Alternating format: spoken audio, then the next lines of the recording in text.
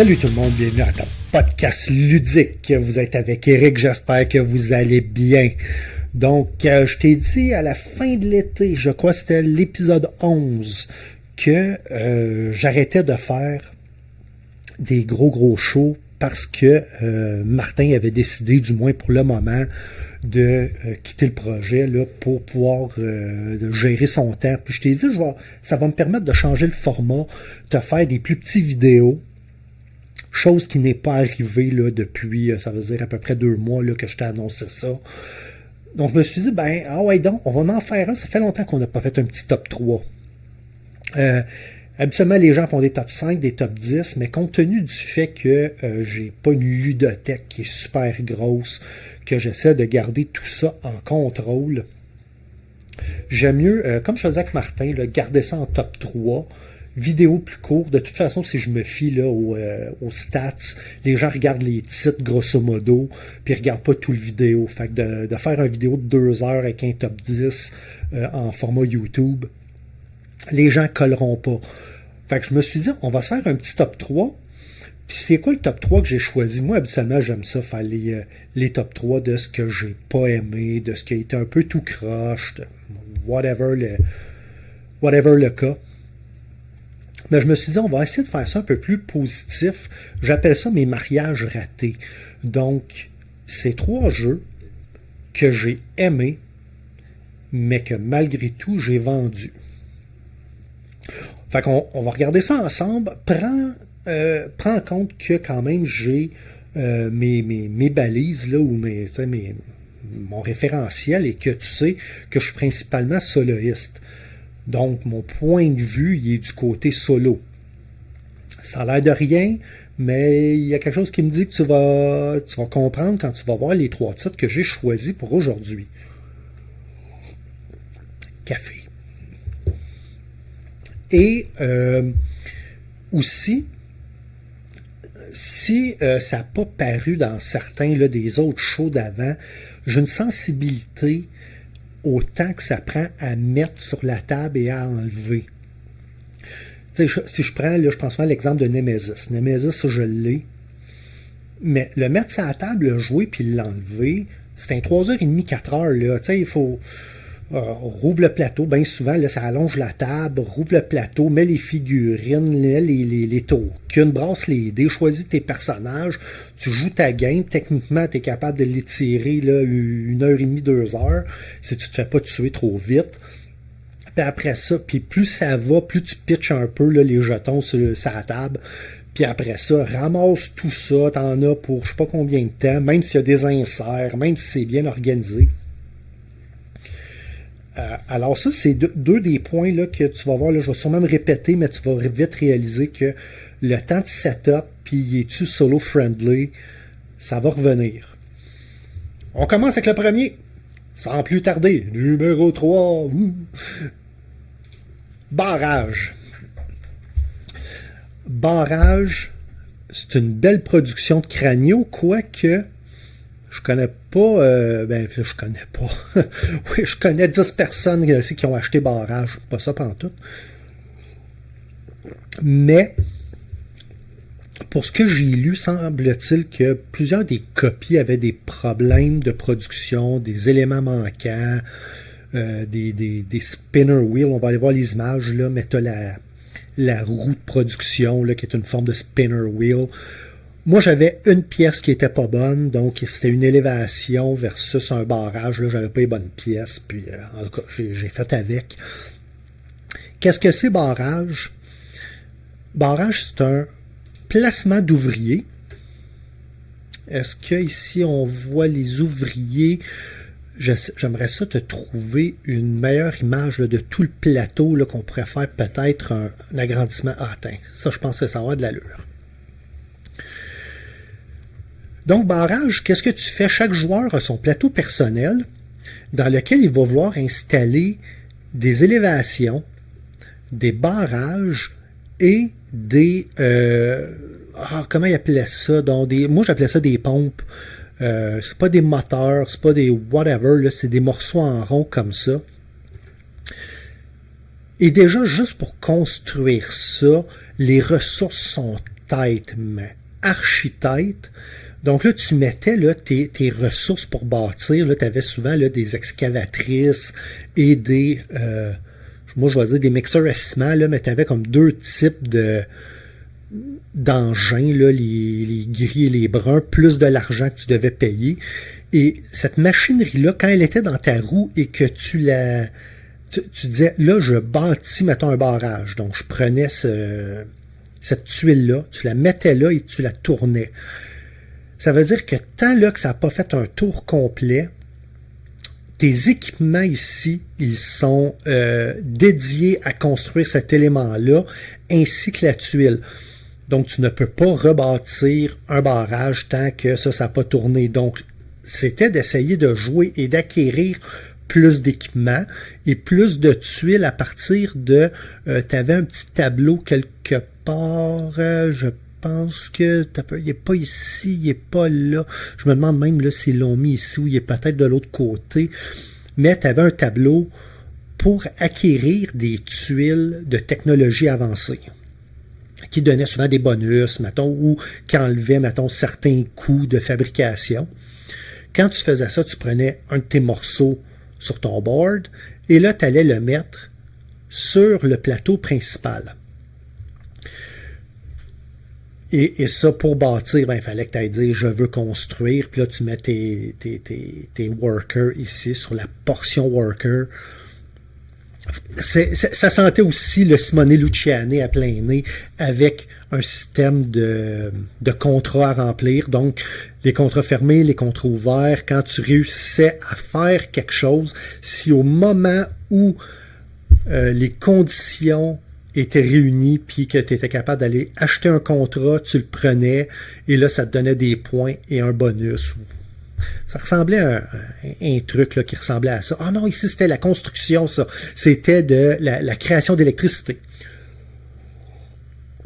Donc, si tu étais capable de dire, bon, je viens de créer 2 électricités, il me reste encore un peu d'argent, la place est prise, je mets le bonhomme ici, et là, je peux aller chercher celui à 2 électricités qui va me donner un petit bonus.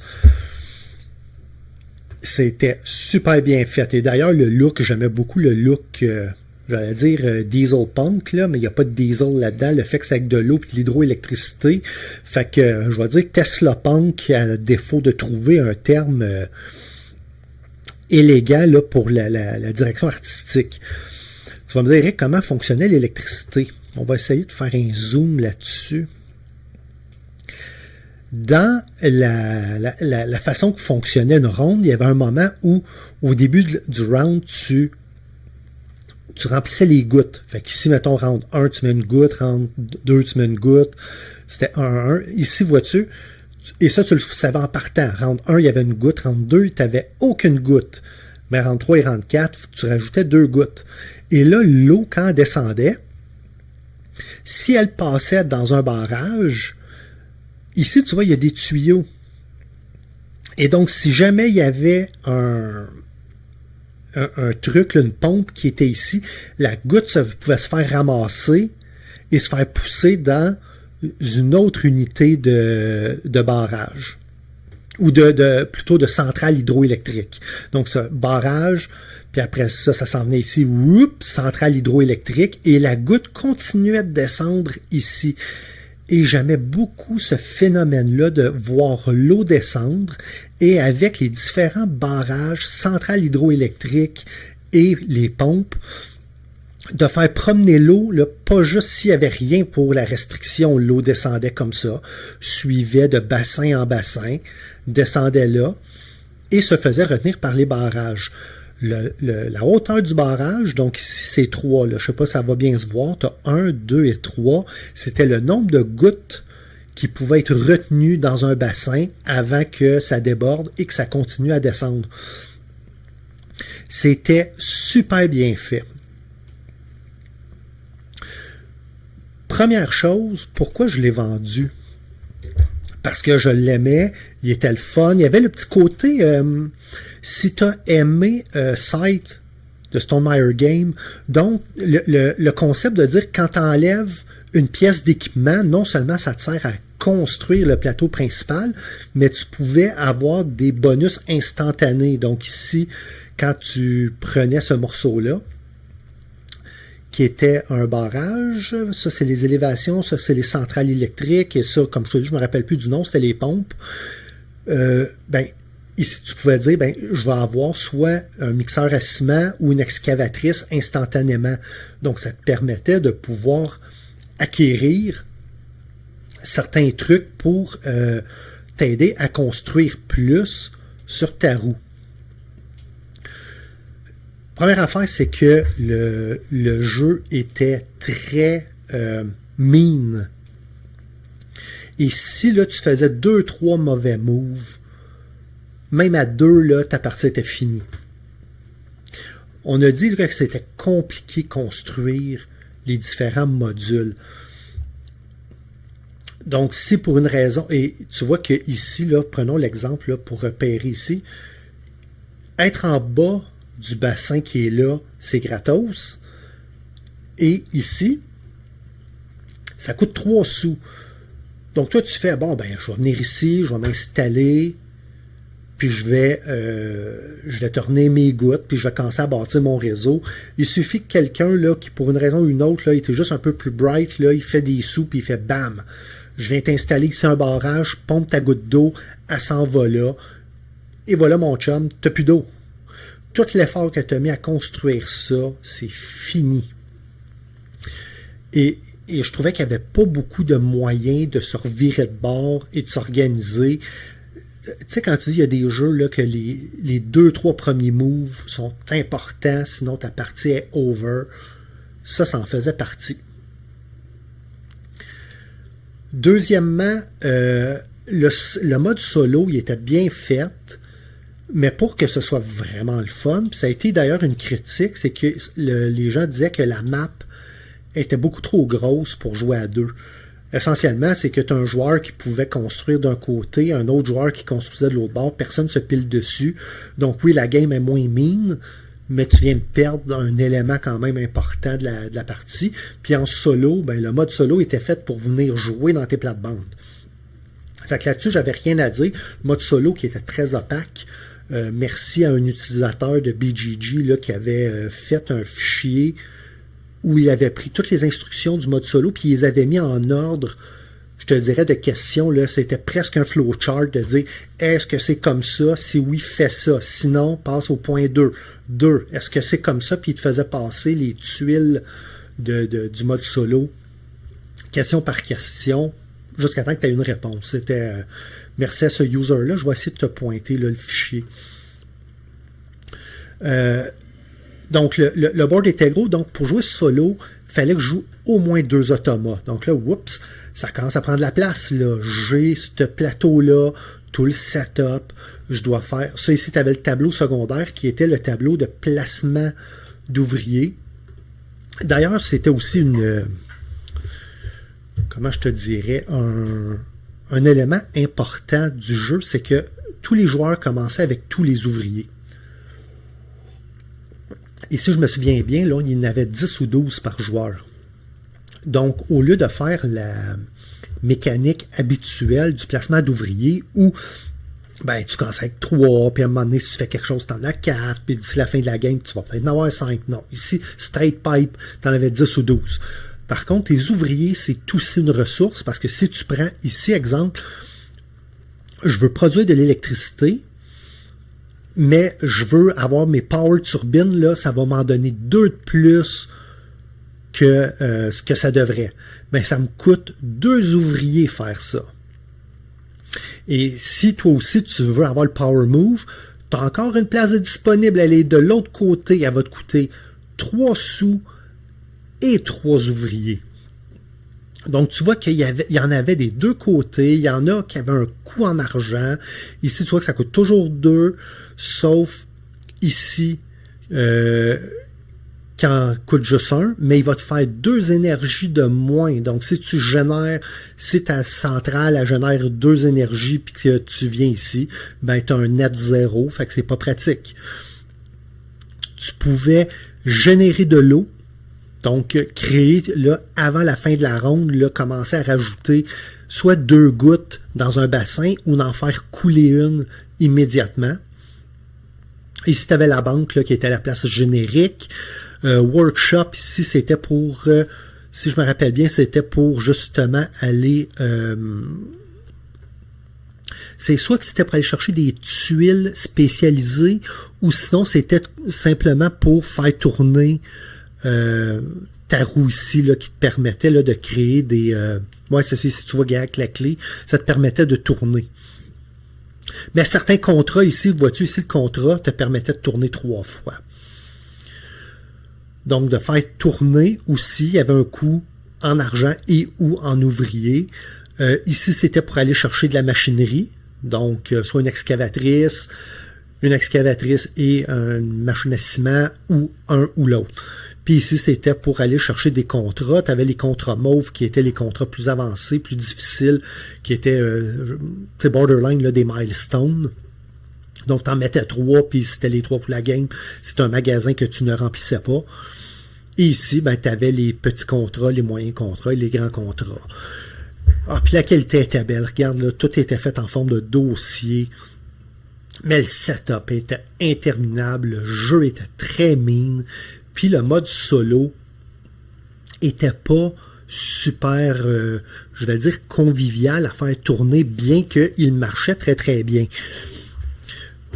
Fait que c'est pour ça que je l'ai vendu, c'est parce qu'à un moment donné, je l'ai mis sur la table, puis à toutes les fois, de réapprendre les règles, de faire le setup, puis je pense que même ça a apparu probablement à travers là, les podcasts là, depuis la dernière année, mais tu sais, j'ai changé de table, donc ma première était un pied plus petite, donc là, il fallait que je mette des panneaux. Tu sais, quand c'est rendu, il faut que tu changes ton mobilier là, pour jouer à un jeu, là, c'est que c'est pas un petit mardi soir. Fait que je l'ai laissé aller pour cette raison-là. Mais ça, tu me dis là, Eric, on se tape-tu une game de barrage, là? Oh que oui, je vais avoir le goût de me réessayer. Fait que ça, c'est le premier que j'ai laissé aller, que j'ai beaucoup aimé. Attends un peu, y a-tu d'autres images que je peux te montrer là qui sont le fun? By the way, là, les différents... Ah oui, il y avait ça. Ça, c'est pas un deal breaker, là, mais c'était de la boîte. Ça, comme je te dis, je pense que c'est une machine à ciment, regarde, je le sais plus. Mais c'était 3 grosseurs, 3 couleurs dans 2. Fait que t'en avais 6 types de morceaux. Genre, ça valait 1, 3 et 6. Ah, que, tu sais, il y a des fois, là, ils veulent bien faire, là, puis tu sais comment j'aime les morceaux de bois. Ça, pour moi, là, c'était n'importe quoi, là. C'était raté, là. S'il y avait une place où c'est qu'il aurait dû mettre ça simple, là, des cubes de couleurs ou des tuiles de carton là, avec des chiffres écrits dessus, ça aurait donc dû.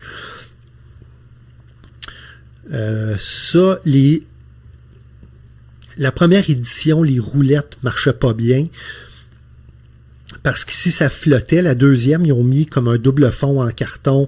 Moi, c'est celui avec le double fond que j'avais, ça marchait très bien. T'en avais un autre aussi où c'est que les premières gouttes d'eau, là, les premières éditions, c'était des petits gemmes là, en plastique. Là. C'était une autre affaire, c'était n'importe quoi. Moi, j'avais celui avec les gouttes d'eau en plus. Fait que, tu sais, c'était vraiment... Tu sais, je t'en parle, là, c'est comme, ah, ouais, c'était le fun. C'était le fun. Faut aussi que tu saches que j'ai changé un peu comme gamer, mais il y a eu un temps où j'en avais pas plus que 20 ou 25 des grosses boîtes. Il y avait eu un point de vue économique là-dedans, de gestion d'espace, mais tu sais, comme tout gamer, il y a un moment donné, ben là, tu t'achètes une armoire plus grosse, puis t'as rempli, puis tant qu'elle n'est pas pleine, ben tu fais pas de vente, puis à un moment donné, je vais en avoir plus que plus, fait que je vais m'acheter un autre Kallax, puis tu sais comment que ça va, là, ça va, ça vient. Mais moi, j'étais pas le genre de gamer qui n'a acheté 200 la première année que j'ai embarqué dans le hobby. Fait que barrage, ça marche bien, mais c'est mine. Il y a eu plusieurs expansions pour... Ça, vois-tu, je pense que c'est un Kickstarter. Ils ont fait une map duel qui, je crois, se veut adapter au count de 2 joueurs. Mais c'est pas, tu sais, au lieu d'aller avec ce que tout le monde a fait, de faire une mini-version duel, Cranio a dit non, c'est encore une expansion. Parce que s'il y avait eu duel, pas en expansion, mais en stand-alone, j'aurais probablement fait le saut parce qu'il y aurait eu moins de pièces, il aurait été adapté à 2 joueurs. Souvent, ben, les modes solo fonctionnent bien dans ce cas-là. J'aurais fait le saut, mais c'est pas le choix que Cranio a fait. Ça te prend la grosse boîte pour avoir toute la graba qui est ici. Y a-tu d'autres choses? Je pense qu'ils ont fait aussi des expansions pour jouer à 5. Jamais je jouerais à ça à 5. Puis là, regarde, tu as des exclusifs, tu as toutes sortes de trucs. Il y avait des belles asymétries là-dedans. Ça a été vraiment un très bon jeu que j'ai beaucoup aimé.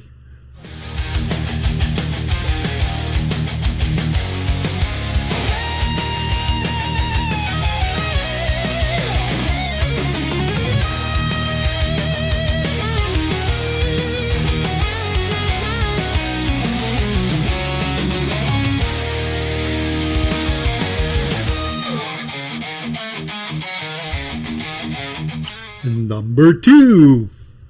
Deuxième jeu qui était très bon, que j'ai joué, dû jouer au moins 8 fois, puis j'ai fait, je pense que j'ai le temps. Black Orchestra. Black Orchestra, c'est un jeu pendant la Deuxième Guerre mondiale où les joueurs sont une équipe de complotistes, un jeu coop, et doivent orchestrer un attentat pour éliminer le grand chancelier. Je vais faire attention, on sait que YouTube peut être des fois sensible à un certain vocabulaire datant de cette époque-là. Donc, j'aimerais pas me faire flaguer alors que je joue un jeu en carton, puis soudainement, en utilisant certains mots, je me fais dire que mon contenu doit être censuré. Donc, retournons là, voir un petit peu, là, on peut-tu avoir la map ici? Boum, boum. Et voilà. Beaucoup d'aides de jeu sur la map. La map, je l'aimais beaucoup parce que c'était pas juste une map, c'était aussi le player aid était là. Tabarnouche, hey, c'est gros, puis c'est peut-être pas la meilleure image que je peux te montrer. C'est beaucoup un pick-up and deliver. C'est beaucoup, donc, les différents personnages avaient un niveau de... comment je te dirais ça, là? Donc, en bas, ils étaient... Ah oui, ça c'est vrai. C'était pas comment les SS nous voyaient, c'était à quel point on était engagé dans la cause. Donc, on s'en va ici, on était motivé, puis après ça, à un moment donné, par contre, plus on était motivé, plus ici, là, il y avait l'échelle où la Gestapo était attirée vers nous là, lors de certains mécanismes. Il y a des dossiers qu'on doit aller chercher qui vont nous donner des éléments. Donc, des clés, des notes, du gaz, blablabla. Bla, bla, bla. Et ça doit correspondre à un plan. Et là, j'essaie de voir s'il y en avait un. Un plan pour organiser un attentat. Ici, je pense en était un. Donc, ça nous dit c'est quoi, où il faut être, souvent pour faire l'attentat, disons, il faut être, puis c'est souvent organisé par rapport à ce qui est arrivé là, dans l'histoire. Là, mettons, je sais pas moi, Opération Valkyrie, je sais pas, ça s'est passé à Nuremberg, puis ça te prenait, je sais pas moi, une valise, un élément explosif, puis disons un costume. Donc là, ça te prend ces objets-là. Entre complotistes, on pouvait faire des échanges, donc tu sais, la mécanique habituelle, là, quand 2 joueurs sont à la même place, peuvent faire un échange. Sauf qu'à chaque round, qui montait un petit peu, plus les rounds avançaient, plus la map devenait grande, pour essayer de démontrer comment le régime prenait de la place à l'époque. Ça se jouait en 7 rounds, et tranquillement, après ça, ça revenait un petit peu se serrer un peu plus au centre. Donc, il y a un moment, ici, là, les cartes d'événements, là, tu vois en haut, là, ils étaient séparés par R. On enlevait 2 cartes au hasard là, par deck, on brasse les decks, donc round 1, round 2, round 3, blablabla. Il y a ici tout pour faire un complot, là, donc il fallait brasser des dés. Évidemment, les dés jouaient toujours contre nous autres. Il y a quelque part, là, quand le régime est très très fort, ça prenait de plus en plus de dés, ou du moins de plus en plus de, je vais dire, de victoires, là, donc de cibles comme ça, de symboles comme ça, pour réussir le complot. Il y avait aussi la mécanique que si on se faisait embarquer par la Gestapo, on était mis en détention. Et là, bien souvent, on avait un choix à faire. Et la personne, même si c'est un jeu coop, la personne se faisait donner un choix pour être capable de sortir. Donc, si tu disais, ben non, moi, je veux pas sortir, ben souvent, il n'y avait aucune pénalité. Les autres joueurs jouaient ensemble. Mais dans le fond, il manquait un joueur sur le board. Fait qu'à un moment donné, il fallait que tu fasses un choix difficile. Exemple, ben c'était peut-être de dire, ben moi, je suis lui. Et je vais parler du général, c'est quoi, c'est Holbeck ou je vois pas ici, c'était quoi son nom. Puis maintenant, il va monter de 2 niveaux. Fait que, soudainement, là, l'attention va être mise sur lui. Mais ça, c'est ce que j'ai dû faire pour sortir. Des fois, ça va être, donne-moi tous tes objets, là, faut que tu les abandonnes. Il y avait des choix de tension. Moi, franchement, j'ai vraiment aimé ça. Qu'est-ce qui a fait que je l'ai vendu?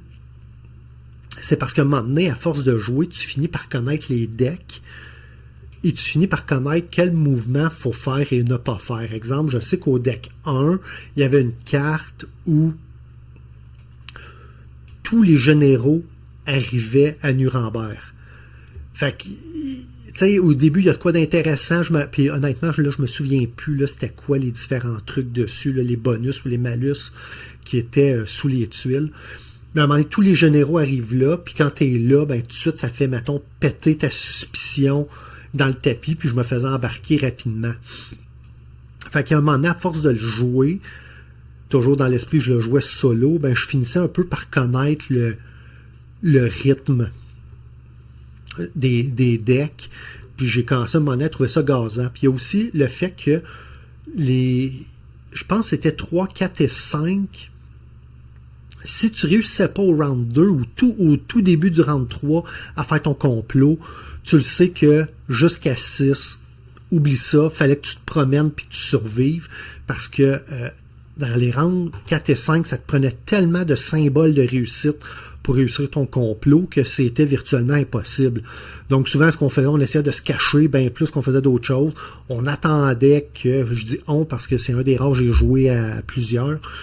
On attendait d'arriver au round 6, puis là, on recommençait 6 et 7, là, on essayait de réussir nos complots.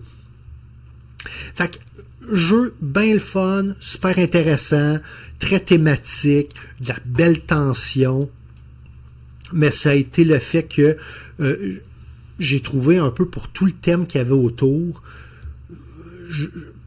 je peine à dire, là, tu sais, pas tellement différent de Pandémique, là. Je pense que c'est une hyperbole, mais quand à un moment donné, tu connais un peu le rythme des cartes, moi, ça m'a blasé. Puis c'est probablement le fait que je l'ai beaucoup, beaucoup aimé.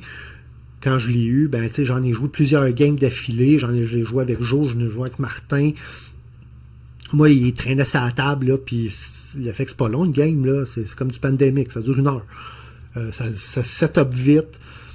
Mais ça a été le fait que je tombais un moment donné dans un beat de More of the Same. Fait que je l'ai revendu. Mais ça n'est un autre. Tu me disais, on s'en joue-tu une, là, puis ça, avec plaisir. Surtout, je pense qu'il y a une expansion, le Résistance, qui est sortie, qui pourrait en faire quelque chose qui pourra peut-être donner une twist intéressante.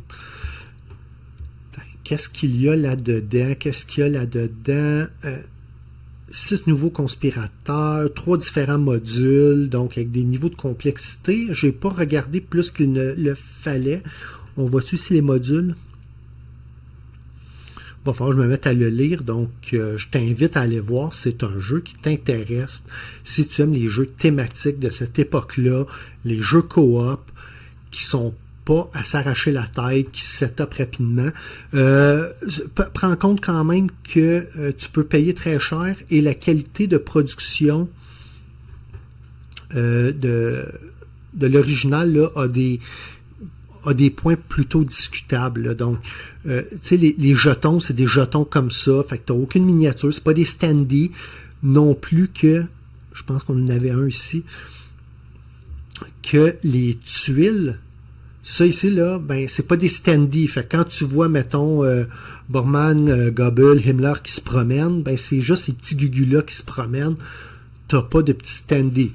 Tu peux t'en faire. Il y a des gens dans la section fichiers qui en ont fait, avec les symboles, tout ça. Moi, j'avais fait des standees. Mais, tu sais, quand même, on paye pour tout le jeu. Les cartes sont belles, la direction artistique est belle, mais les jetons personnels sont très petits, sont très bleus.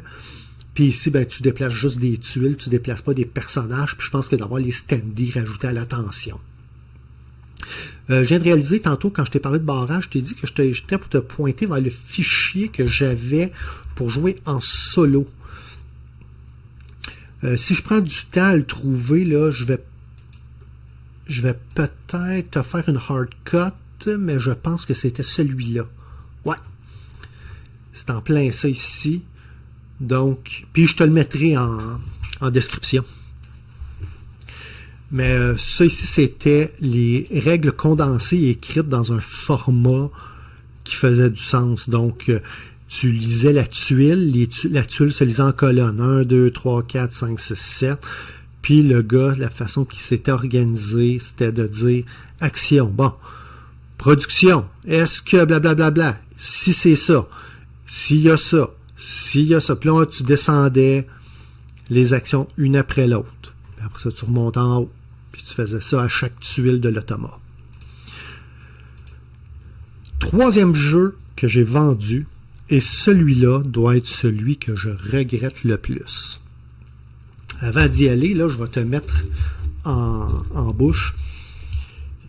Il y a eu un temps où, je le fais encore un peu, mais beaucoup moins qu'avant, c'était, je m'arrangeais pour ne pas avoir deux jeux qui m'apportaient la même expérience de jeu.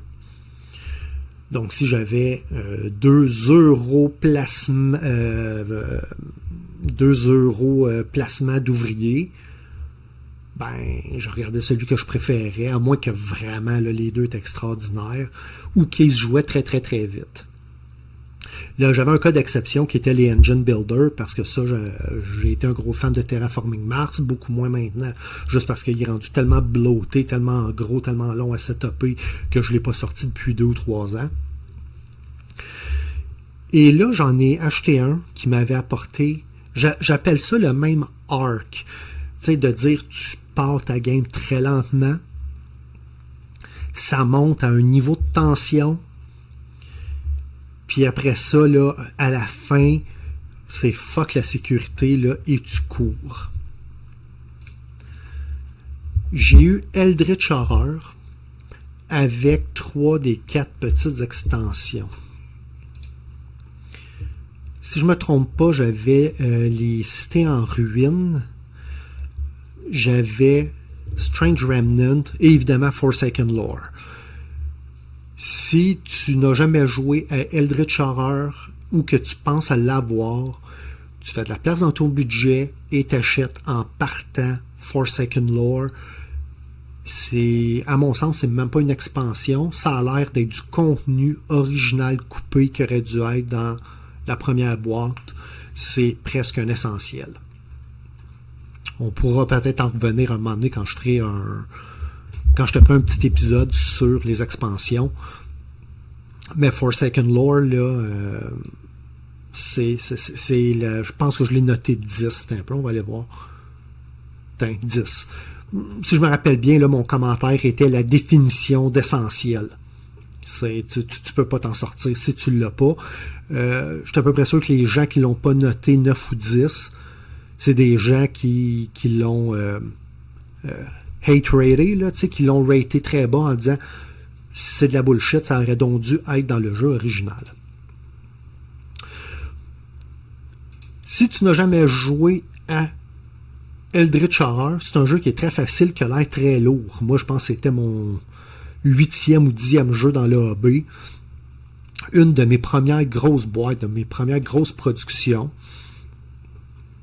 Essentiellement, là, c'est un jeu où tu as 2 actions. C'est un jeu coop, tu joues contre le jeu. Et tu te promènes de ville en ville pour chercher des indices, des clues qui sont représentés. On le voit-tu ici? Non. Attends un peu. Mais c'est dans Fantasy Flight, là, c'est toujours la petite loupe. Un peu ici. Et voilà, comme ici, là, la petite loupe. Là, ne te trompe pas, là, tout ce que tu vois là, comme ça c'est tout du bling là, des gens là, qui ont trippé sur le jeu. Il n'y a aucun bling, là, c'est un jeu qui est 100% carte et carton. Mais du bon carton et des belles cartes. Et c'était très le fun. Par contre, c'est un jeu qui est archi difficile à gagner, qui était quand même assez long. Moi, je considère que 4 personnages étaient le sweet spot. Tu peux me dire en commentaire si tu es arrivé à une autre conclusion, mais à 2, tu couvres pas assez de terrain. À 3, tu as les mêmes pénalités qu'à 4 joueurs. Might as well jouer à 4 joueurs. Puis à partir de 5, là, j'avais même plus de place à la table là, pour pouvoir jouer ça. Et là, tu avais tout le monde, plus tu avais une quantité de decks épouvantables à séparer. Tu avais les decks d'aventure. Attends un peu, si je prends ici. Tu avais pour les villes, tu avais le deck de gate. Moi, j'avais le deck de ruines. Là, tu as les différents decks tu as été blessed, là, donc tu as été béni, ou tu as eu une malédiction, ou tu as eu une blessure, ou tu as eu... Et tous ces petits decks-là, moi, au lieu de chercher là, dans le deck, là, je les mettais tout en ordre alphabétique, puis j'essaierais. Et de jouer tous les jetons, tout le setup. D'ailleurs, je pense que je l'ai gagné une fois de façon épique à mon dernier tir de dés contre Shub-Niggurath. Une partie, là, probablement, là, je l'ai joué peut-être en 3 sessions. Je pense que j'ai eu pour 4 heures de gameplay dessus.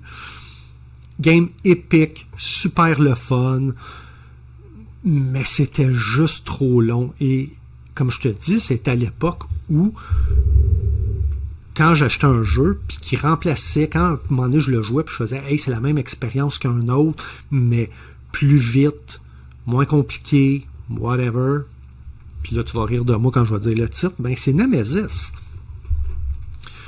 Si je viens ici, là, puis je recherche le Nemesis. Boum. Image. Un petit peu. Je vais essayer de voir si je peux pas te faire un petit. Comme ça. Image.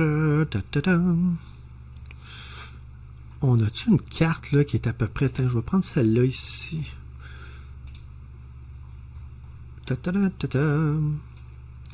Et voilà. Puis je vais faire ça comme ça. Donc, dans les deux cas, tu as un nombre très limité de points d'action. Dans Nemesis, ça se gère avec une même carte. Ici, ça se gère avec des points d'action. Tu te promènes de secteur en secteur. Ici, ce sont des villes. Tes secteurs ici, ce sont des salles. Chacune de tes villes te permettait d'activer des trucs.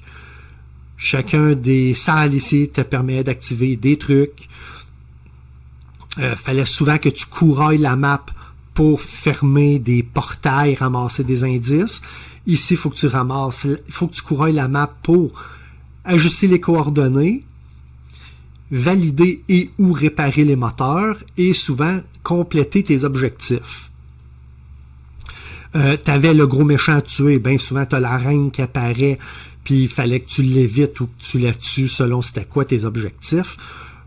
Donc pour moi, ça remplissait pas mal le même mandat. Ici, tu as les différentes cartes de alliés et équipements avec ton magasin. Dans Nemesis, tu avais les 3 decks d'items. Donc, tu avais les items militaires, les items santé, puis je me rappelle plus quoi, là, donc rouge, C'était-tu rouge, jaune et vert, si je me souviens bien, donc les items santé ou quelque chose comme ça. Il n'y avait pas évidemment là, toute la question, tu as la santé, au lieu d'avoir la folie. Je crois que la folie, de toute façon, avait été apportée par c'est-tu Void Maker là, dans Nemesis ou quelque chose comme ça, là. Une des extensions. Fait que j'ai trouvé qu'il y avait beaucoup de similarités. Donc à l'époque, j'ai vendu Eldritch pour amortir l'achat de Nemesis. Et je le regrette. Je dis pas qu'un est meilleur que l'autre, mais je pense que après, avec le recul, avec l'expérience que j'ai, je pense que l'expérience narrative d'Eldritch était supérieure. Surtout en solo. Parce qu'il y avait plus de flavor un peu partout. J'aimais beaucoup la mécanique ici là, du Doom Track, là, puis avec la rotation ici là, du truc. Donc, ici, ça descendait, ici, ça tournait, puis tu activais juste les cartes qui avaient certains des symboles dessus. Je trouvais ça très, très, très bien fait. S'il y a un jeu que je vais racheter, si ça avait arrivé, ça serait probablement celui-là, puis je rebâtirais ma collection, puis au yard la perte, those things happen. Fait que c'était ça mes 3 jeux que j'ai vendus, avec lesquels j'ai eu beaucoup de plaisir. Barrage, Black Orchestra et Eldritch Horror. Toi, c'est lesquels que tu as vendus, que tu as peut-être ou pas regretté, mais que tu considères que c'était des bons jeux, puis que parce que t'as tes raisons, c'est la famille, c'est parce que t'as acheté la 2e édition ou la Big Box, c'est-tu parce que t'as fait comme moi, t'as fait, j'appelle ça une erreur de jugement ou de débutant ou une erreur de l'époque où tes goûts ont changé puis soudainement t'as le petit regain. Écris-moi ça en commentaire. Puis, moi, ben écoute, je vais penser à un autre top 3 pour toi. T'as une coupe de déballage qui s'en viennent si jamais j'ai pas le temps d'enregistrer ça. Je regarde pour ma prochaine critique. Puis, on s'en voit très bientôt à table. Salut là!